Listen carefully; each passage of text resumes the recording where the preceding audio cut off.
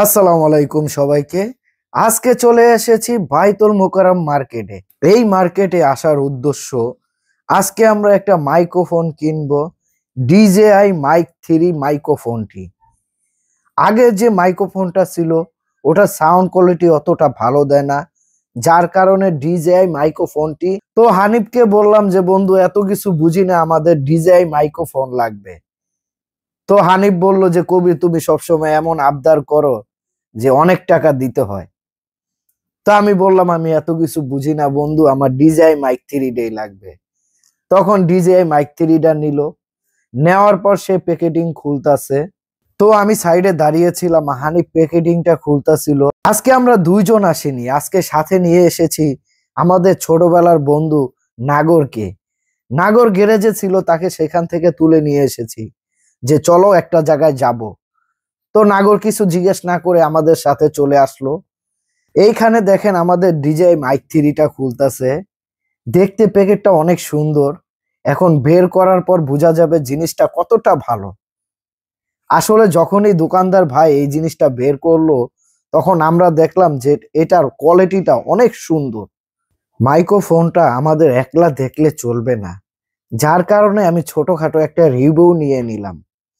শুধু আমরা দেখলে হবে, আপনাদের দেখতে হবে না?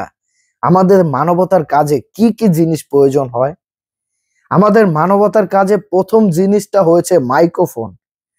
এটা যদি ভালো না হয়, আপনাদের প্রিয় হানিফের কণ্ঠটা সুন্দর আসবে না। আর কণ্ঠ যদি সুন্দর না আসে, তাহলে আপনারা হানিফের যে সুন্দর হাসিটা সেটা দেখতে পাবেন না। যার কারণে একটা ছোটখাটো রিভিউ নিতাছি আমি। মাইক্রোফোনটা হাতে নেওয়ার পর বোঝা গেল যেটা একটা মাইক্রোফোন। এতদিন যা ইউজ করছি এইটার অনুযায়ী ওগুলা বাচ্চা একটা মাইক্রোফোন। এটার নাম যেমন মাইক 3, এটার কাজটাও অনেকটা সুন্দর, যেটা আমি বলে আপনাদের বোঝাতে পারবো না। এটা যখন ইউজ করবে তখন আপনারা বুঝতে পারবেন। কেনা শেষ হওয়ার পর যখন বাসার দিকে রওনা হওয়ার পালা, তখন আমি গাড়ির তালাটা খুলতাছিলাম। আর হানিফ বলতেছে যে কবির তুমি সব সময় কেন গাড়ির তালা খুলো? আমিও তো গাড়ির তালা খুলতে পারি। তখন আমি বললাম যে বন্ধু, আমি যদি তোমার বন্ধু হয়ে তোমার একটা ছোট কাজ না করতে পারি, তাহলে তোমার কেমন বন্ধু হলাম? ও আমাকে বলল কবি তোমার যা খুশি মন চায় তাই করো, এখন গাড়ি ঘুরাইতাছি, গাড়িতে উঠা বসো, বাড়িতে যেতে হবে। তখন আমি ওর সাথে সাথে ওর গাড়ির পিছে উঠে বসলাম। এই ভিডিওটাতে আমি অনেক রকম কথা বলেছি। যদি কোনো কথায় কেউ কষ্ট পেয়ে থাকেন, আমাকে ক্ষমার দৃষ্টিতে দেখবেন। আসসালামু আলাইকুম সবাইকে।